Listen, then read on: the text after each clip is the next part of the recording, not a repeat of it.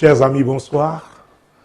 Je suis content de vous retrouver dans le cadre de ce programme, l'heure de solution, tous les lundis 21h heure du Cameroun sur ma page Facebook. Ce soir, par la grâce de Dieu, nous pourrons nous pencher sur 3 courriers, mais d'ores et déjà, ce programme est sous la couverture du sang de Jésus. C'est une proclamation et c'est l'Esprit de vérité, le Saint-Esprit qui le conduit. Premier courrier, s'il vous plaît. Bonjour mon père. Je vis une situation très difficile en ce moment. Je suis en relation avec une fille que je veux épouser. Il y a quelques semaines, les parents m'ont donné la liste de la dot. Tout allait bien, mais le 14 janvier, je me suis rendu au village pour une visite et c'est là que la fille m'annonce qu'on lui a dit que je suis malade d'épilepsie. Marabout. Qu'elle est découragée et qu'elle ne veut plus de moi. Aidez-moi, s'il vous plaît. Il n'a pas donné de nom. J'ai l'habitude de rappeler ce verset 3 d'Amos 3. 2 personnes marchent-elles ensemble sans s'être concertées, sans s'être accordées? La réponse, évidemment, est non. Alors, cet homme qui nous écrit, il avait déjà programmé son mariage parce qu'il était fiancé à une fille qui lui avait dit oui. Mais il se trouve que la fille, n'est-ce pas, écoute les devins. Les devins.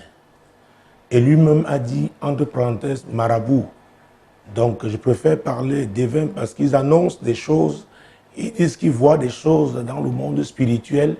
Alors, ils sont des conseillers pour beaucoup d'êtres humains sur la terre ici.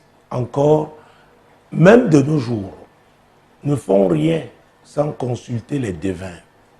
Mais la Bible, dans Deutéronome chapitre 18, parce que commençons par là, pour que nous comprenions que cette pratique-là n'est pas conforme à la parole de Dieu. Et les gens qui se soumettent, sont à l'écoute, vont consulter ce type de personnes, n'est-ce pas, ne peuvent pas accomplir la volonté de Dieu, parce que Dieu les rejette. Deutéronome chapitre 18, verset 10. Quand on ne trouve chez toi personne qui fasse passer son fils ou sa fille par le feu, personne qui exerce le métier de devin, d'astrologue, d'augur, de magicien. Oui. D'enchanteur, personne qui consulte ceux qui évoquent les esprits ou disent la bonne aventure, personne qui interroge les morts. Car quiconque fait ces choses est en abomination à l'Éternel, et c'est à cause de ces abominations que l'Éternel, ton Dieu, va chasser ces nations devant toi. Oui. Tu seras entièrement à l'Éternel, ton Dieu. Tu seras entièrement à l'Éternel, ton Dieu. Et Jésus, pendant son ministère terrestre, a dit que on ne peut pas servir 2 maîtres à la fois. Ce n'est pas possible. Alors, ma question s'adresse à cet ami qui nous a écrit. Quel est le choix que tu as fait en ce qui te concerne? Est-ce que tu as fait le choix de la lumière? Parce que Jésus est la véritable lumière qui éclaire tout homme, n'est-ce pas, qui se tourne vers lui. Ou alors, tu as choisi les ténèbres. Parce que le verset 11 est assez clair. On peut, comme il est coupé au milieu, reprenons les versets 10 et 11. Quand on ne trouve chez toi personne qui fasse passer son fils ou sa fille par le feu, personne qui exerce le métier de devin, d'astrologue, d'augur, de magicien, d'enchanteur, personne qui consulte ceux qui évoquent les esprits ou disent la bonne aventure, personne qui interroge les morts. Alors, je souligne, personne qui consulte ceux qui évoquent les esprits ou disent la bonne aventure. Personne. Donc, voilà la catégorie des gens qu'on ne doit pas trouver chez vous. Alors, notre ami veut se marier. Il aime cette femme. Mais nous l'avons vu encore ici, quand nous parlions de Salomon, n'est-ce pas? Non, c'est dans une autre émission, un autre programme. la Bible nous dit que Salomon, prenons un roi, gardons Deutéronome, un roi chapitre 11. Un roi chapitre 11. Parce que je veux souligner ici qu'il y a amour et amour. C'est vrai que Dieu est amour, mais tout ce qu'on qualifie d'amour dans ce monde, n'est-ce pas, ne porte pas bonheur, n'intègre pas, ne peut pas accomplir la volonté de Dieu. 1 Roi chapitre 11, verset 1 et suivant. Le roi Salomon aima beaucoup de femmes étrangères, outre la fille de Pharaon, des Moabites, des Ammonites, des Édomites, des Sidoniennes, des Étiennes, appartenant aux nations dont l'Éternel avait dit aux enfants d'Israël, vous n'irez point chez elles, et elles ne viendront point chez vous. Elles tourneraient certainement vos cœurs du côté de leur Dieu. Ce fut à ces nations que s'attacha Salomon, entraîné par l'amour. Entraîné par l'amour. Ce type d'amour est destructeur. Entraîné par l'amour. Dieu avait clairement dit que les fils d'Israël, les filles d'Israël ne pouvaient pas épouser, n'est-ce pas, ces filles des nations païennes. Oui. Et les filles d'Israël ne pouvaient pas épouser, n'est-ce pas, entrer dans une relation de mariage avec ces hommes appartenant à des nations païennes. La Bible nous dit, Salomon a été entraîné par l'amour. Cet amour est destructeur. C'est vrai que tu as mal, cher Rabbi, mais pour moi, je loue le ciel que c'est pendant les fiançailles et qu'effectivement, tu réalises que cette femme-là ne craint pas Dieu. Et ça doit certainement aussi être le cas de sa famille. Parce qu'ils sont allés consulter un devin. Et on leur a dit que tu es épileptique. Est-ce que tu es épileptique? Moi, je pense que non. Et elle t'a dit non. Quelles que soient les raisons, n'est-ce pas, qu'on évoque pour vous dire non, notamment en ce qui concerne le mariage, c'est mieux d'arrêter et souffrir pendant un temps, faire son deuil au lieu de souffrir toute sa vie. Oui. Vous savez, nous avons parlé de Rachel l'autre fois, la femme pour laquelle, n'est-ce pas, Jacob a travaillé 14 ans chez son beau-père, Laban. Au moment de quitter donc cette ville-là, cette localité-là, parce que Dieu avait clairement dit à Jacob, retourne dans ton pays. Tu ne peux pas être prospère là où tu es. Et il a partagé, n'est-ce pas, cette instruction divine. Il en a discuté avec ses épouses, Rachel et Léa. Elles ont dit, oh, notre père nous a vendus, il a pris la dot, donc nous n'avons plus d'héritage chez lui. Mais au moment de partir, la Bible dit que Rachel a volé les dieux de son père, les idoles de son père. C'était une contradiction.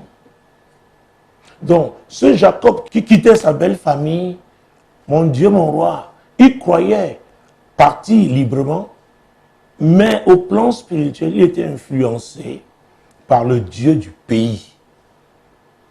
C'est très important de comprendre ça. Si Dieu lui-même dit, si vous essayez de nouer ce type d'alliance, vous m'abandonnerez. Vous savez, la chair n'est pas sauvée.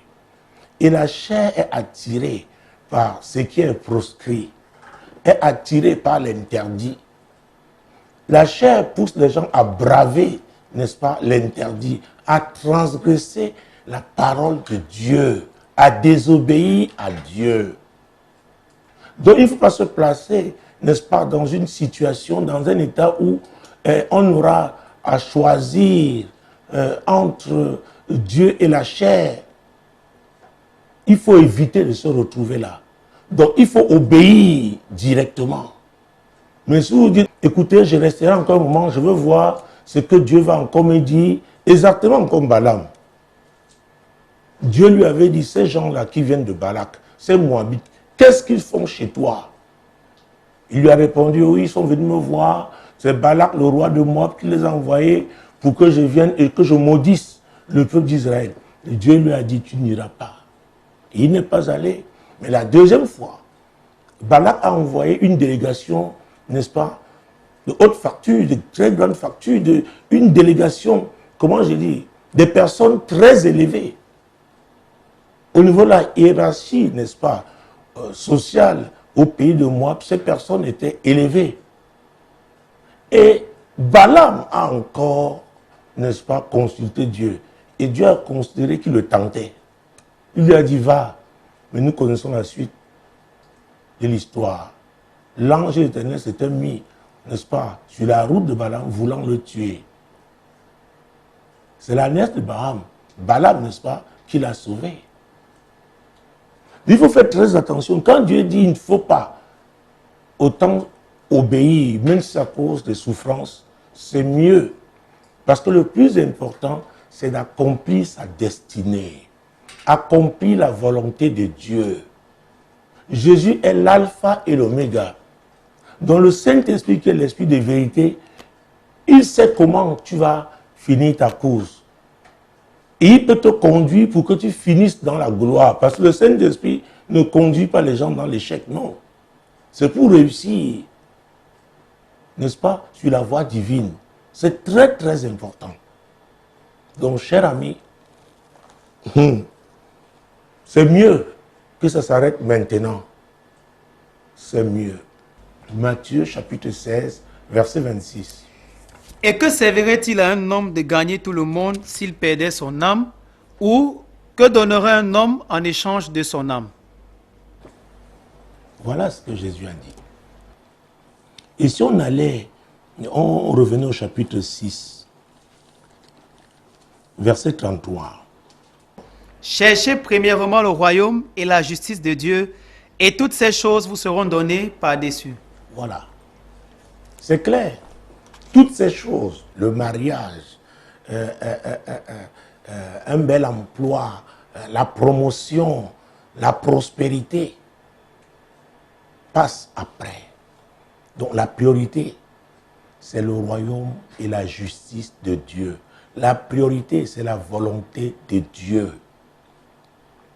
C'est très important. La Bible déclare dans le psaume 127, verset 1 que si l'Éternel ne bâtit la maison, ceux qui la bâtissent travaillent en vain. Donc le fondement doit être Dieu.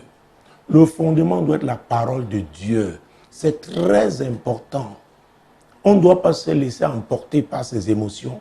Exactement comme Salomon, qui a été entraîné par l'amour.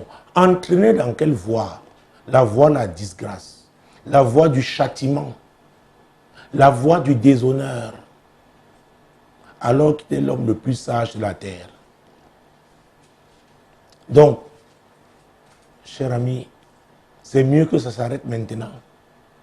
C'est mieux que ça s'arrête maintenant.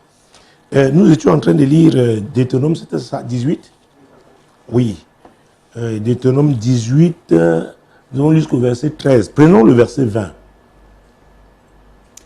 Mais le prophète qui aura l'audace de dire en mon nom une parole que je ne lui aurais point commandé de dire, ou qui parlera au nom d'autres dieux, ce prophète-là sera puni de mort.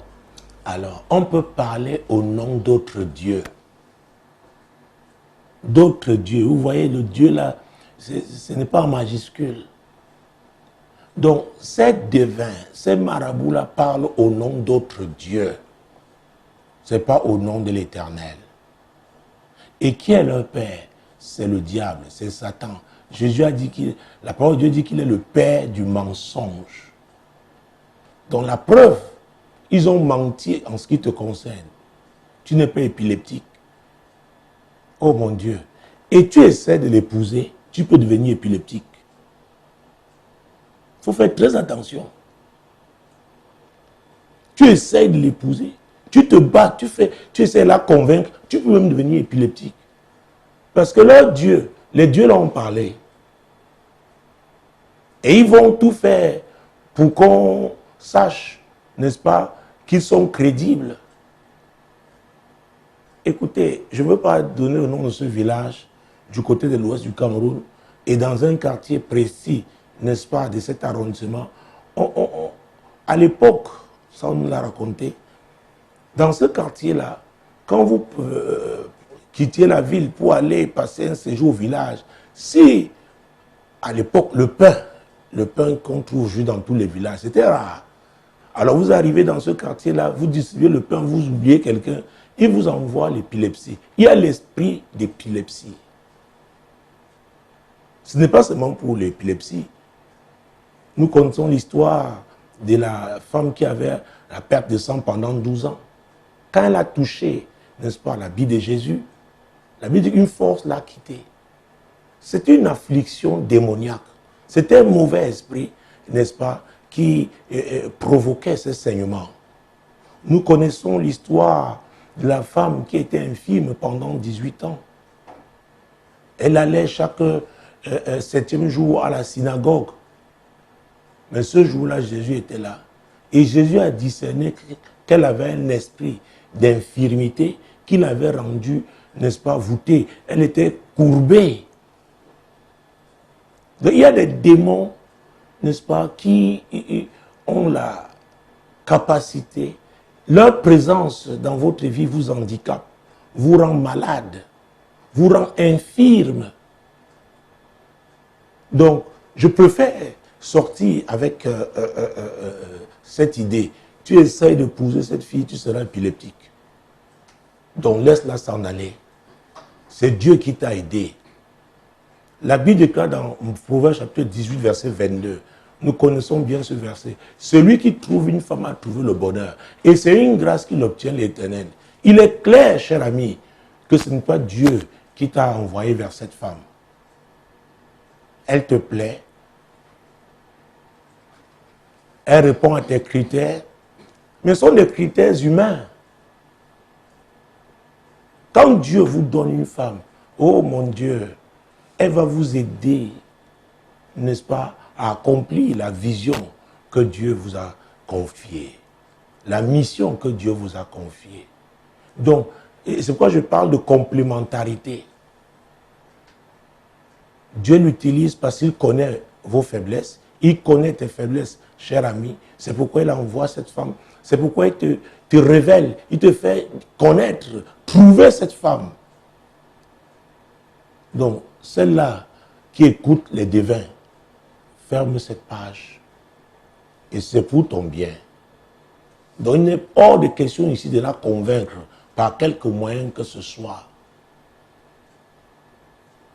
Vous savez, il ne faut pas se marier, vouloir se marier à tout prix ou à tous les prix.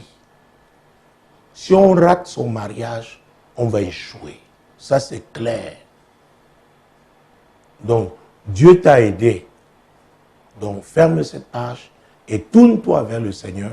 Et nous l'avons vu dans Deutéronome 18, 23, tu seras entièrement à l'Éternel, ton Dieu. Cela veut dire quoi? Lui être soumis. Si Dieu n'est pas d'accord avec ton choix, parce que la priorité c'est le royaume et la justice de Dieu, parce que Jésus a la première place dans ta vie, tu laisses. Tu ne luttes pas avec Dieu parce que tu veux épouser une femme. Non. Cher ami, voilà ce que je pouvais te dire. Donc, s'il faut faire le deuil, fais totalement le deuil et crois en Jésus. C'est par la foi. Ah oui, sans la foi, on ne saurait être agréable à Dieu. Donc, crois que Dieu te donnera une femme qu'il aura préparée pour toi. Et cette phase-ci, cette phase de souffrance, là, c'est une phase aussi de préparation. Dieu te prépare, n'est-ce pas, à être l'époux d'une femme aussi qu'il a préparée pour toi. Que le Seigneur te bénisse. Sois fortifié. Deuxième courrier. Cher apôtre, je suis inquiète suite à 2 rêves dans lesquels je me trouvais toute nue dans un quartier que j'ai habité il y a de cela plus de 10 ans. Virginie. Virginie inquiète. Vous savez, la Bible dit dans Job 33, verset 14, que Dieu parle tantôt d'une manière, tantôt d'une autre. Et c'est nous, lisons ce passage, nous ne faisons pas attention. Et c'est très important de faire attention à ce que Dieu dit. Dieu parle cependant tantôt d'une manière, tantôt d'une autre, et l'on n'y prend point garde. Il parle par des songes, par des visions nocturnes, quand les hommes sont livrés à un profond sommeil, quand ils sont endormis sur leur couche. Oui. Donc Dieu parle tantôt d'une manière, tantôt d'une autre. Je ne sais pas si tu as eu à prier, n'est-ce pas, pour que Dieu te révèle les obstacles à ta réussite. Que Dieu te révèle, n'est-ce pas, la source, n'est-ce pas, de tes malheurs, de tes frustrations, voire de tes échecs. Maintenant, il te montre comment tu es venu dans un quartier que tu as habité il y a plus de 10 ans. Et je te conseille, vraiment, je te recommande mon ouvrage Terre, Terre, Terre. Dans cet ouvrage, je parle de 4 types de terres. La terre ancestrale, la terre natale, la terre d'accueil et la terre d'alliance. Et j'ai l'habitude de dire aux gens, n'est-ce pas, qui sont victimes d'afflictions d'ordre spirituel, que ces afflictions-là soient attachées au moins à une terre. Et parfois, ça peut être même plusieurs terres. Parce qu'on peut avoir plusieurs types d'afflictions.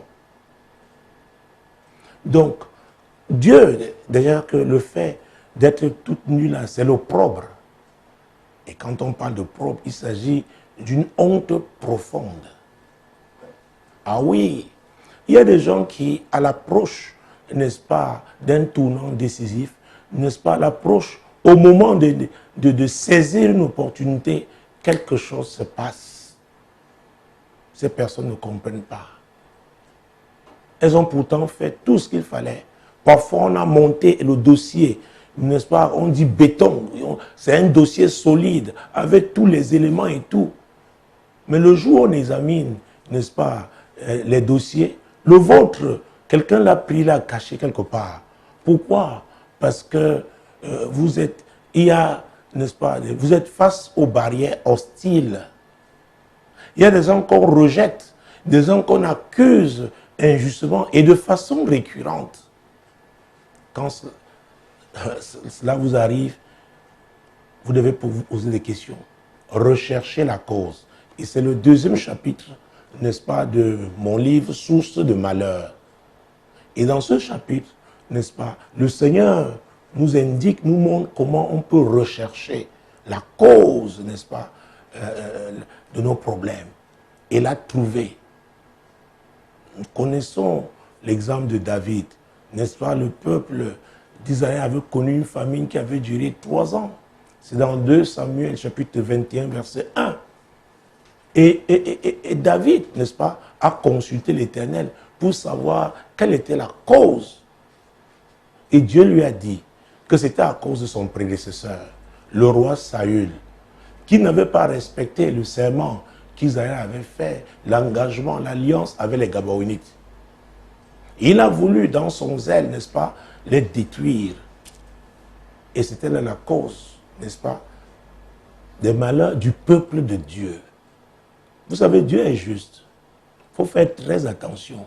Ne prenez pas le nom de Jésus-Christ pour aller pratiquer l'injustice, vous attendant que le Seigneur vous aide.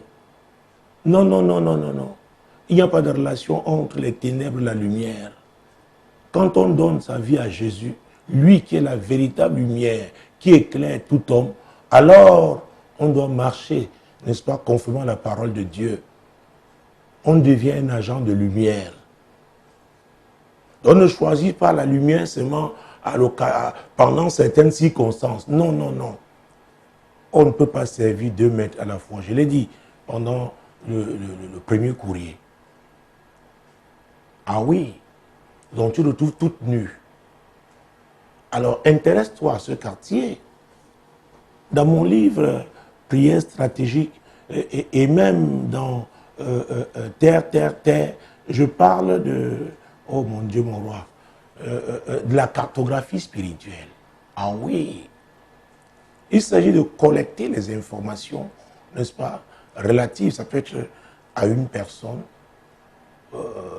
sa terre d'origine, ça peut être un quartier, ça peut être une ville, ça peut être une nation. Si vous permettez que je vous dise un mot par rapport à ma nation, quand vous retrouvez un Camerounais à l'étranger, vous l'entendez parler, vous n'avez pas besoin d'être un prophète pour le savoir. Il y a une mentalité camerounaise, il y a une façon de faire, de parler, de penser. Il y a un type de fierté qui frise, mon Dieu, l'orgueil que le Camerounais a. C'est un esprit. Donc, la cartographie spirituelle va vous permettre d'étudier minutieusement, n'est-ce pas, d'analyser minutieusement les informations que vous avez collectées. Et comme je l'ai dit avec Job 33, 14, Dieu parle tantôt d'une manière, tantôt d'une autre. Pendant que Dieu vous révèle les choses, vous notez, et que vous posez aussi des questions aux gens. Parfois, il peut s'agir des anciens, n'est-ce pas, des personnes âgées dans ce quartier-là ou dans cette ville-là, qui vous parleront de ce quartier, qui vous parleront de cette ville. C'est Dieu qui sera en train de vous parler. Parce que Dieu peut m'utiliser un fou pour vous parler. C'est pourquoi nous devons développer une communion intime avec le Saint-Esprit de manière à identifier, toujours la voix de Dieu. Donc, ma question, est-ce que tu t'es penché donc minutieusement pour vraiment étudier même, j'allais dire, ce quartier? Quelles sont les principales caractéristiques, n'est-ce pas, des jeunes gens qui sont nés là-bas ou qui ont vécu là-bas? Il y a des quartiers, vous verrez, que le grand-père est dans la maison de son père avec son fils même et son petit-fils. Il y a des quartiers, vous verrez que quand ils arrivent à se marier, mais retournent chez elles. Enfin, chez leurs parents, je veux dire. Ça, c'est anormal. Oh mon Dieu. Prenons Jésus-Christ de Nazareth. Jean, oui. Jean chapitre 1.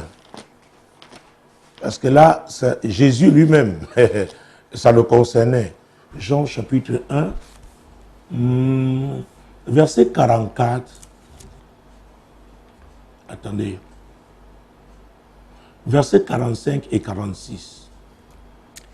Philippe rencontra Nathanaël et lui dit, « Nous avons trouvé celui que Moïse a écrit dans la loi et dont les prophètes ont parlé, Jésus de Nazareth, fils de Joseph. » Nathanaël lui dit, « Peut-il venir de Nazareth quelque chose de bon ?»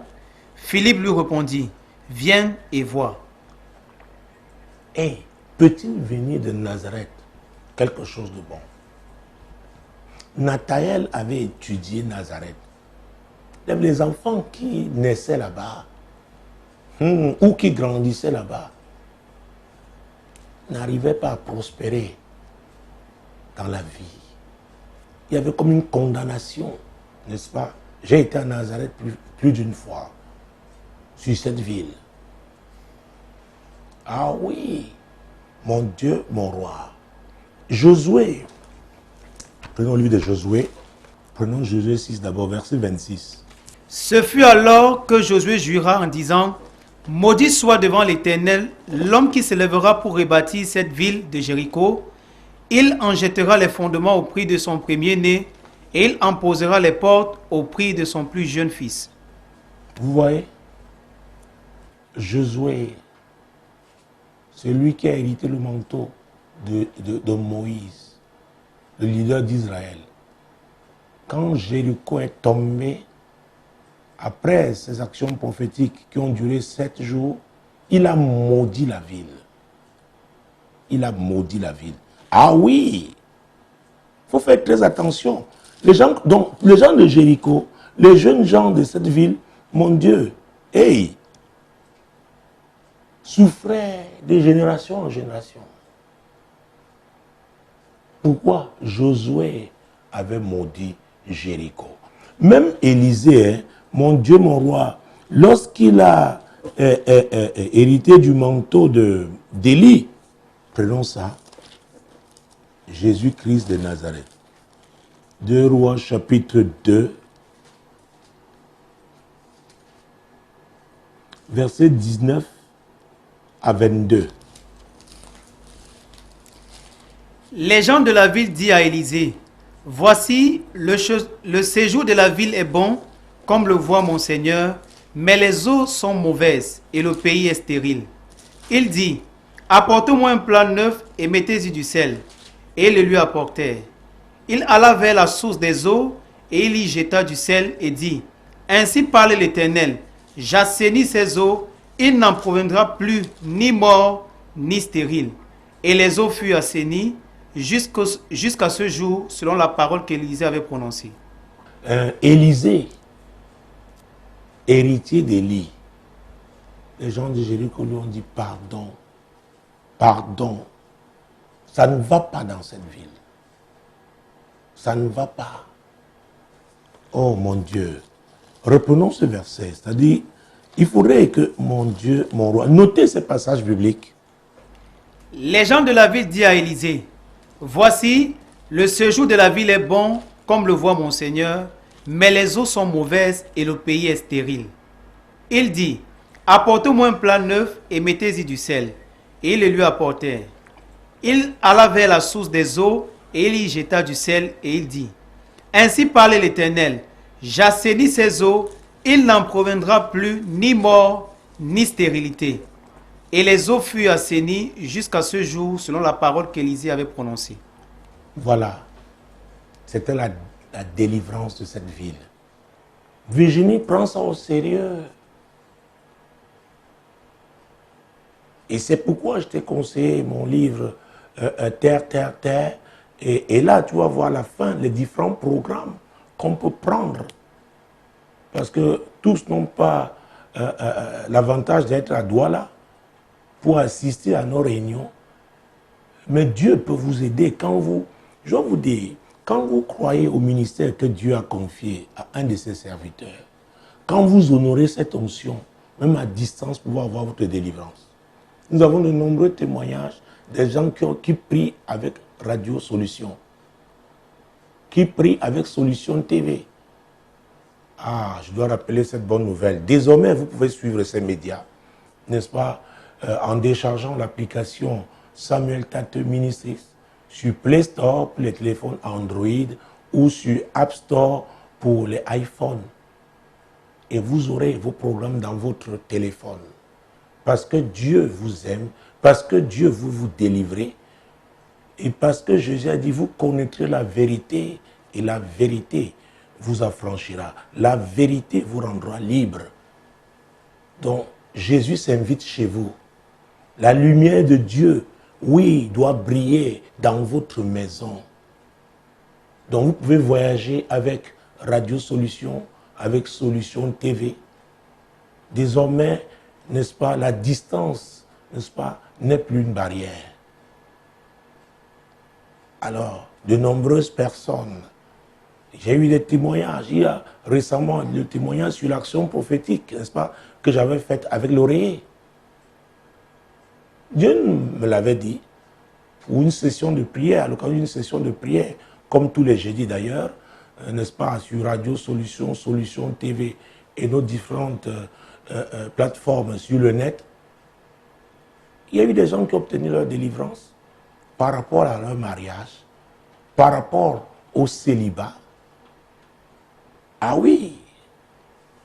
Donc, si vous croyez que cet homme de Dieu est un vrai serviteur de Dieu, parce que si on dit homme de Dieu, ça va être un vrai serviteur de Dieu, mais je dois faire cette précision. Alors, honorez, si vous honorez cette onction, l'onction là va agir dans votre vie, quel que soit le lieu où vous vous trouvez dans le monde. Parce que c'est Jésus qui est la parole, celui qui était au commencement. Il était au commencement avec Dieu. Il était Dieu. Il était au commencement. Et toutes choses ont été faites par lui. Mon Dieu, mon roi.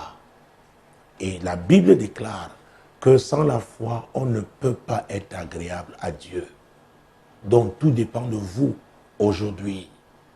Donc Virginie, ça, pendant mon ministère, depuis le 22 ans, aujourd'hui dans le ministère, je dois te dire que j'ai vécu, j'ai eu plusieurs, et même en ce moment, il y a des gens qui ont les mêmes problèmes. Donc, quand on est victime d'un type d'affliction, ah oui, et quand ça devient récurrent, il faut s'arrêter et se poser des questions, interroger Dieu, rechercher la cause. Oui, madame, oui, monsieur. Jésus veut que vous soyez délivrés, parce qu'en étant délivrés, vous accomplirez, n'est-ce pas, la volonté de Dieu pour votre vie. Et c'est pourquoi son nom est à notre disposition, le nom de Jésus. Ah oui, à la mention de ce nom-là, tout genou fléchi dans les cieux, sur la terre et sous la terre. Donc ce n'est pas une affaire de religion, ce n'est pas une affaire de domination chrétienne. Ah, c'est très important de comprendre ça. Je n'entre jamais dans les querelles du paradis. Je vous parle de Jésus, celui qui a suscité ces médias, celui qui a payé le prix à la croix du calvaire. La Bible déclare, c'est l'apôtre Paul qui le dit, il a dépouillé les dominations et les autorités. Il les a livrées publiquement en spectacle en triomphant d'elles par la croix. C'est pourquoi son sang est le sacrifice le plus puissant. Parce que quand on vous dit, n'est-ce pas, qu'on a relâché les afflictions dans la vie, n'est-ce pas, d'une personne, d'une famille, d'un quartier, il y a des formules, n'est-ce pas, magiques qui ont été faites. Et ces formules-là, les sacrifices jouent un rôle capital. Donc, quel que soit le type de sacrifice qui a été fait pour vous affliger, vous avez le sang de Jésus à votre disposition. Mais le plus important, ah oui, c'est donner votre vie à Jésus. Vous soumettre à lui. Parce que dans Matthieu chapitre 11, versets 28 et 29, et là je suis toujours en train de répondre, n'est-ce pas, à Virginie. Matthieu chapitre 11, mon Dieu, mon roi. Matthieu chapitre 11, Jésus-Christ de Nazareth. Versets 28 et 29. Venez à moi, vous tous qui êtes fatigués et chargés, et je vous donnerai du repos. Prenez mon joug sur vous et recevez mes instructions, car je suis doux et humble de cœur, et vous trouverez du repos pour vos âmes. Voilà, Virginie, c'est Jésus qui délivre. Dans Hébreux 13, 8, la Bible déclare qu'il est le même hier, aujourd'hui et éternellement. Je vous ai parlé de la femme qui était infirme, qui était courbée pendant 18 ans. J'ai aussi parlé de la femme qui avait cette perte de sang pendant 12 ans. Elle avait dépensé tout ce qu'elle avait, rencontrant les meilleurs médecins de l'époque. Sa situation n'avait pas changé. Elle a obtenu sa délivrance en touchant Jésus. Jésus était là physiquement. Elle pouvait le toucher. Mais Jésus est toujours là. Parce que la Bible dit qu'il a travaillé. Il travaillait avec les apôtres. Il travaillait avec ses disciples. Jésus travaille aujourd'hui avec nous. Il travaille avec les vrais médias chrétiens qu'il a suscités. Et vous allez le toucher, n'est-ce pas, par la foi. Par la foi. Et ça m'amène à lire Matthieu chapitre 17. Matthieu chapitre 17, verset 20. C'est à cause de votre incrédulité, leur dit Jésus, je vous le dis en vérité, si vous aviez de la foi comme un grain de sénévé, vous direz à cette montagne, transporte-toi d'ici là, et elle se transporterait, et rien ne vous serait impossible. La foi en Jésus, déployer sa foi. Oh, j'ai oublié ce passage biblique pour vous montrer que l'opprobre peut venir même, mon Dieu, d'une nation dans laquelle on a vécu, l'état dans lequel on se trouvait. Josué chapitre 5. Parce que beaucoup disent, oh, je suis déjà chrétien depuis 10 ans, 15 ans. Ce n'est pas un problème. Vous pouvez... La Bible dit dans Osée 4, 6, mon peuple périt par manque de connaissance. Et parce qu'il a refusé la connaissance, je le rejette. Donc cette connaissance est donnée par la parole de Dieu. On la trouve dans la Bible. Il y a des révélations, oui, que Dieu aussi donne. C'est pourquoi tes 2 rêves, c'est une révélation que Dieu t'a donnée. Donc tu es encore attaché à ce quartier. Son emprise doit être brisée sur ta vie. C'est pourquoi je l'ai pu dire, quand on donne sa vie à Jésus, il est important de rechercher sa délivrance. Parce qu'une alliance, tant qu'elle n'est pas brisée, une alliance diabolique, elle va continuer à affecter la personne, même si elle va s'asseoir à l'église. Ah oui, déployer sa foi, c'est respecter aussi les principes divins. Ah oui, parce que vous n'allez pas déployer votre foi sur le néant. Alors permettez-moi, c'est juste une parenthèse, je reviens parce que j'avais noté ce passage, Josué chapitre 5, verset 9. L'Éternel dit à Josué, aujourd'hui, j'ai roulé de dessus de vous l'opprobre de l'Égypte. Et ce lieu fut appelé du nom de Gilgal jusqu'à ce jour. Vous voyez, cela veut dire quoi? Pendant tout le ministère de Moïse en tant que leader spirituel d'Israël, il y avait l'opprobre qui pesait sur ce peuple. Parce qu'il avait été esclave en Égypte pendant 4 siècles. Dieu avait averti Abraham que son peuple passerait, n'est-ce pas, sa descendance passerait 400 ans en Égypte.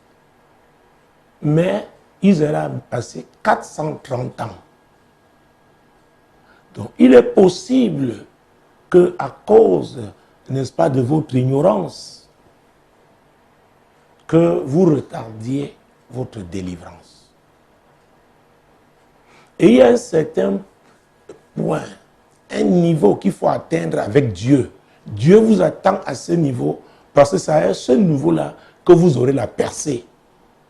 Et tant que vous demeurez dans un gamin dans la foi, une gamine dans la foi, vous refusez de grandir, de croître, vous demeurez encore sur l'influence, n'est-ce pas, d'un type d'alliance. Donc voilà tout Israël. Et ils sont arrivés à Gilgal, c'est là-bas. Et ça s'est fait après la circoncision, n'est-ce pas, des jeunes, n'est-ce pas, qui n'avaient pas été, ne vivaient même pas au moment où leurs aînés, leurs parents, n'est-ce pas, avaient murmuré contre Dieu. C'était dressé contre le témoignage de Josué et Caleb. Dieu a dit, vous passerez 40 ans au désert, je vais vous décimer. C'est après ces 40 années, quand ils sont arrivés à Gilgal, il y a un Gilgal où chacun doit arriver. C'est très important. C'est à ton Gilgal que l'opprobre est ôté de ta vie. Vous connaîtrez la vérité et la vérité vous affranchira. Alors aujourd'hui, ne prenez pas Gilgal comme une ville. Ne prenez pas Gilgal comme un quartier ou un pays, non. Prenez Gilgal comme un niveau dans la foi. C'est pourquoi je parlais de croître tout à l'heure. Si vous n'atteignez pas ce niveau-là, oh mon Dieu, l'opprobre ne sera pas ôté de votre vie. Vous parlerez de Jésus, vous raconterez, vous pouvez aller à l'évangélisation et tout, mais Dieu dit, c'est à Gilgal, à ton Gilgal que tu auras la percée. Et il peut arriver que le diable te manipule. Peut-être un serviteur de Dieu qui veut utiliser pour t'amener à ton Gilgal, sa tête ne te plaît pas, ou tu écoutes tous les ragots faits, n'est-ce pas? Ah oui, contre lui. Alors tu dis non, non, non. Tu auras rejeté, n'est-ce pas, la connaissance que Dieu a mise à ta disposition. Et tu ne pourras pas connaître cette percée. Et c'est pourquoi beaucoup à l'église, n'est-ce pas, sont dans une situation, de, comment j'allais dire ça, de déshonneur, vivent l'opprobre, alors qu'ils vous diront qu'ils sont dans la foi depuis 10 ans, depuis 15 ans. Mais vous ne verrez pas la joie du Seigneur, n'est-ce pas, dans leur vie. Ils sont amers. Il faut faire très très attention. C'est pourquoi j'insiste sur le discernement. Ah oui, Seigneur, cette radio, cette télévision, cet homme que j'écoute, est-ce qu'il est de toi? Posez la question à Dieu. Ah oui, c'est le Saint-Esprit qui est l'Esprit de vérité, qui nous conduit dans toute la vérité, parce que lui-même sonde les profondeurs de Dieu. Donc, je suis là pour te dire, Virginie, que c'est un problème. Tu as besoin de délivrance. L'emprise de ce quartier sur ta vie doit être brisée. Je t'ai déjà conseillé mes 2 ouvrages. Alors, lis-les et mets en pratique tout ce que j'ai dit ici. Et prie, comme beaucoup l'ont fait, priant la nuit avec Radio Solution et ont obtenu leur délivrance. Voilà, Virginie, ce que je pouvais te dire. 3e courrier. J'ai une question qui me préoccupe. Est-ce que Dieu peut punir un homme à cause de sa femme? Roger. Est-ce que Dieu peut punir un homme à cause de sa femme? Avant de, je ne sais pas si j'aurai assez de temps, avant de répondre à la question, prenons le livre de Genèse. Genèse à son 2e chapitre, on va aller très vite. Genèse chapitre 2, verset 7. L'Éternel Dieu forma l'homme de la poussière de la terre. Il souffla dans ses narines un souffle de vie et l'homme devint un être vivant. Verset 8. Puis l'Éternel Dieu planta un jardin en Éden du côté de l'Orient et il y mit l'homme qu'il avait formé. Très bien, mon Dieu, mon roi. Donc, l'homme est formé, l'homme est créé et l'homme est placé dans le jardin d'Éden. Et quand vous avez lu le verset 15, la Bible dira que il a placé dans le jardin d'Éden pour le cultiver et le garder. Donc Dieu a donné, n'est-ce pas, une responsabilité, a confié le jardin d'Éden à l'homme pour le cultiver et le garder. C'est très important, on va continuer versets 16 et 17. L'Éternel Dieu donna cet ordre à l'homme: tu pourras manger de tous les arbres du jardin, mais tu ne mangeras pas de l'arbre de la connaissance du bien et du mal, car le jour où tu en mangeras, tu mourras. Ah, il ne s'agissait pas d'une mort instantanée, il s'agissait d'une mort spirituelle. Ah oui, l'homme serait séparé de Dieu. Parce que la désobéissance, n'est-ce pas, nous sépare de Dieu. Le péché nous sépare de Dieu. Et nous savons ce qui s'est passé, notamment au chapitre 3, comment, n'est-ce pas, et d'ailleurs, lisons le verset 18. L'Éternel Dieu dit: il n'est pas bon que l'homme soit seul, je lui ferai une aide semblable à lui. Ah, l'homme qui était déjà en train de travailler dans le jardin d'Éden, le cultivait, le gardait, Dieu dit qu'il n'est pas bon que l'homme soit seul. Alors nous allons un peu aller, allons-y rapidement, 19 et suivant. L'Éternel Dieu forma de la terre tous les animaux des champs et tous les oiseaux du ciel, et il les fit venir vers l'homme pour voir comment il les appellerait, et afin que tout être vivant portât le nom que lui donnerait l'homme. Oui. Et l'homme donna les noms à tout le bétail, aux oiseaux du ciel et à tous les animaux des champs, mais pour l'homme, il ne trouva point d'aide semblable à lui. Alors, l'Éternel Dieu fit tomber un profond sommeil sur l'homme, qui s'endormit. Il prit une de ses côtes et renferma la chair à sa place. L'Éternel Dieu forma une femme de la côte qu'il avait prise de l'homme et il l'amena vers l'homme. Il l'amena vers l'homme.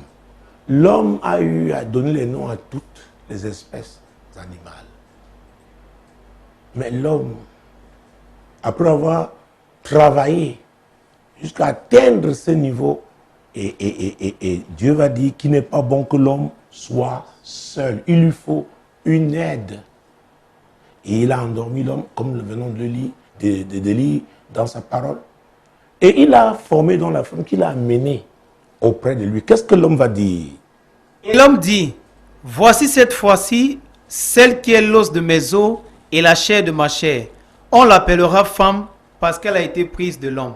Ah ah, on l'appellera femme. C'est lui, l'homme, qui a donné, qui a appelé femme. Cette aide que Dieu lui a donnée. Mais quelque chose va se passer. Après, essayons de... On n'a plus assez de temps. Mon Dieu, mon roi. Nous savons que le serpent était l'animal le plus rusé d'entre les animaux des champs. Et c'est lui que le diable a utilisé pour séduire la femme, parce que Ève a elle-même reconnu que, n'est-ce pas, le diable l'a séduite, le serpent l'a séduite. Et ayant mangé le fruit, elle a aussi proposé ce fruit à l'homme. Et l'homme l'a mangé, et ils ont découvert qu'ils étaient nus. Alors qu'avant, ils n'étaient pas conscients, ils n'étaient pas gênés. Donc, ils ont péché. Alors, qu'est-ce que Dieu va dire à l'homme? Verset 17. Il dit à l'homme, puisque tu as écouté la voix de ta femme et que tu as mangé de l'arbre au sujet duquel je t'avais donné cet ordre, tu n'en mangeras point. Le sol sera maudit à cause de toi. C'est à force de peine que tu en tireras ta nourriture tous les jours de ta vie. Vous voyez ça? Parce que tu as écouté ta femme. Je t'avais donné des ordres, des instructions. Maintenant, tu as été si amoureux. Alors que Jésus dit, cherchez premièrement le royaume et la justice de Dieu. Et qu'est-ce que l'apôtre Paul a dit dans Éphésiens chapitre 5? S'agissant de la relation, la place de l'homme et de la femme, n'est-ce pas, dans le mariage. C'est très important. Mon Dieu, mon roi.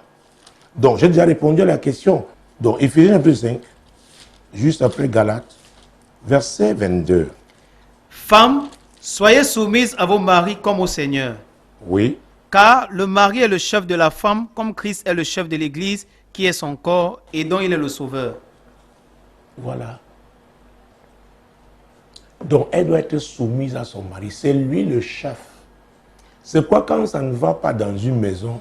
Dieu s'intéresse d'abord à l'homme, qu'il a établi comme étant le leader dans le mariage. Maintenant, s'il cède son autorité à sa femme, Dieu peut le punir. On n'a pas assez de temps. Dans un roi, oh mon Dieu, mon roi, allons-y alors très très vite. Jésus-Christ de Nazareth. Un roi, chapitre 18. Un roi, chapitre 18, verset 17, suivant. À peine Achab aperçut-il Élie qui lui dit, est-ce toi qui jettes le trouble en Israël? Élie répondit, je ne trouble point Israël, c'est toi au contraire et la maison de ton père, puisque vous avez abandonné les commandements de l'Éternel et que tu allais après les Baals. Fais maintenant rassembler tout Israël auprès de moi à la montagne du Carmel et aussi les 450 prophètes de Baal et les 400 prophètes d'Astarté qui mangent à la table de Jézabel. Oh mon Dieu! Achab était le roi d'Israël. Et son mariage a été un problème. C'est vrai, il était déjà comment j'allais dire, un idolâtre.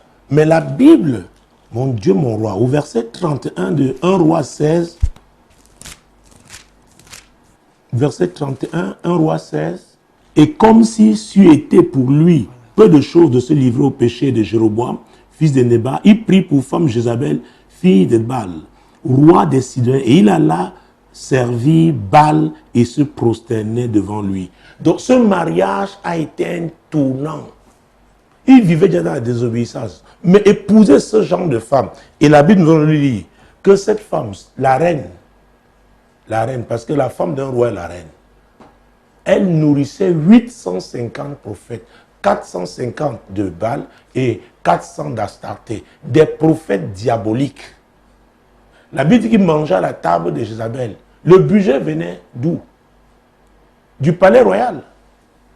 Donc c'est elle qui dominait. Et on va le voir rapidement dans 1 roi 21, et on va sortir par là.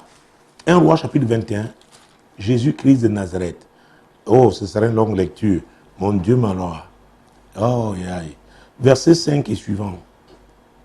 Jézabel, sa femme, vint auprès de lui et lui dit, « Pourquoi as-tu l'esprit triste et ne manges-tu point ?»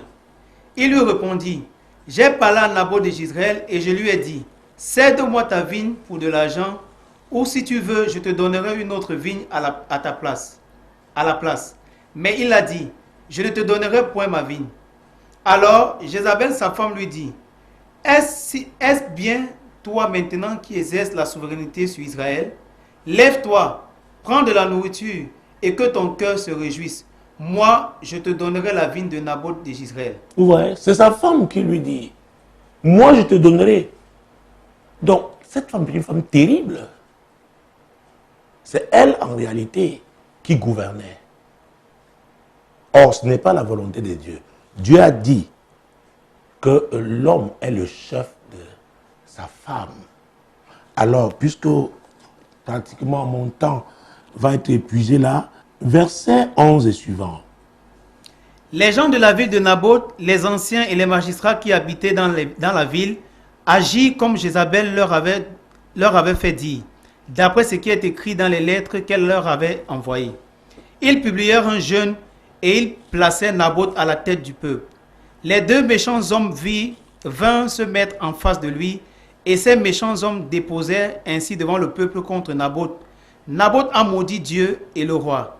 Puis ils le menaient hors de la ville et ils le lapidèrent et il mourut. Vous voyez, c'était les instructions de Jézabel. C'était les instructions que Jézabel avait. Elle avait, la Bible dit qu'elle avait fait une lettre. Mon Dieu, elle a pris le sceau du roi, elle a mis sur cette lettre. Achab était là, impuissant. Oh Jésus-Christ de Nazareth. Et voilà maintenant, lisons le verset 14. Et ils envoyaient dire à Jézabel, Naboth a été lapidé et il est mort. Donc ils ont fait le rapport à Jézabel, pas à Achab. Mon Dieu, mon roi. Verset 15 et suivant. Lorsque Jézabel apprit que Naboth avait été lapidé et qu'il était mort, elle dit à Achab, lève-toi, prends possession de la ville de Naboth de Jezreel, qui a refusé de te la céder pour de l'argent, car Naboth n'est plus en vie, il est mort. Vous voyez ça? Elle dit à se marier. J'ai fait ce que je t'ai promis. Verset suivant. Achab, entendant que Naboth était mort, se leva pour descendre à la vigne de Naboth de Jezreel afin d'en prendre possession. Voilà, il suivait. En pidgin, on dit follow, follow. C'est un genre d'anglais, n'est-ce pas? Un franc anglais chez nous. Il a suivi sa femme. Mon Dieu, mon roi. Et Dieu va réagir. Jésus-Christ de Nazareth.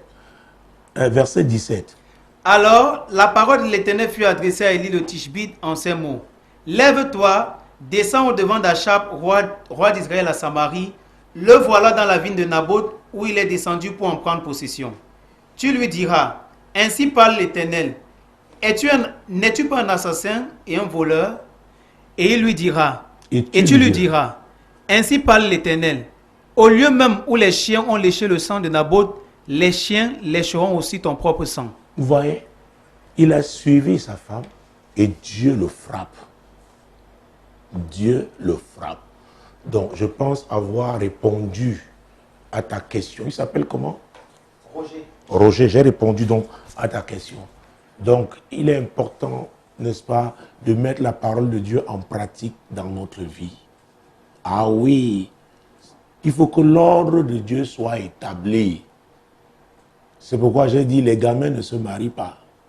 Si on n'est pas prêt à prendre des responsabilités, à être un mari, n'est-ce pas, conforme à la parole de Dieu, il faut attendre. Ah oui, de devenir mature pour pouvoir le faire. Mesdames, Messieurs, ce sont les 3 courriers que nous avions aujourd'hui.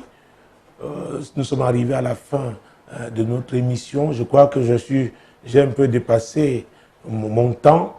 Je voudrais vraiment que nous prions. C'est très important pour que chacun recherche l'ordre divin dans sa vie. C'est très important. Quelle est la volonté de Dieu pour moi? Avant de le faire, oui, commençons par là. Prions au nom de Jésus. Seigneur, je prie pour tous mes amis sur Facebook dans le cadre de cette émission L'heure de solution. Seigneur, que chacun, après avoir donné sa vie à Jésus, Seigneur, recherche ta volonté pour lui. C'est très important. Et que ceux qui font face à des frustrations récurrentes, à des échecs récurrents, Seigneur, ma prière, prions pour cela, qu'ils puissent rechercher la cause et vraiment la trouver et obéir à Dieu de manière à obtenir leur délivrance. Seigneur, le deuxième sujet, c'est que tous ceux qui souffrent, tous ceux qui sont affligés, Seigneur, et qui ne comprennent pas ce qui leur arrive, Seigneur, pousse-les, Saint-Esprit, pousse-les à rechercher la cause, et de s'appuyer sur la parole de Dieu pour être, n'est-ce pas, libérés, délivrés, n'est-ce pas, de cette source de malheur au nom puissant de Jésus. Et enfin, troisième sujet de prière, c'est celui qui concerne vous tous, mes amis.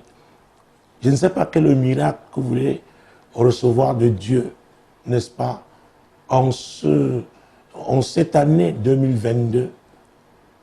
Je prierai pour cela. Donc, adressez-vous à Dieu pendant 30 secondes. Seigneur, je m'apprête à prier pour mes amis sur Facebook dans le cadre de ce programme. Seigneur, écoute leurs cris et je prie pour les ossements. Ce miracle, Seigneur, ça peut être une guérison, ça peut être une délivrance, ça peut être un emploi, ça peut être une promotion, ça peut être un voyage, ça peut être l'enfantement. Seigneur, tu es Dieu. Tu es Dieu. Tu es Dieu. Quelle que soit l'opportunité, mon Dieu, que tu as préparé pour chacun de nous en cette année, je prie afin que chacun identifie son opportunité au nom de Jésus. Recevez votre miracle et que la paix soit avec vous. Shalom. Shalom. Shalom.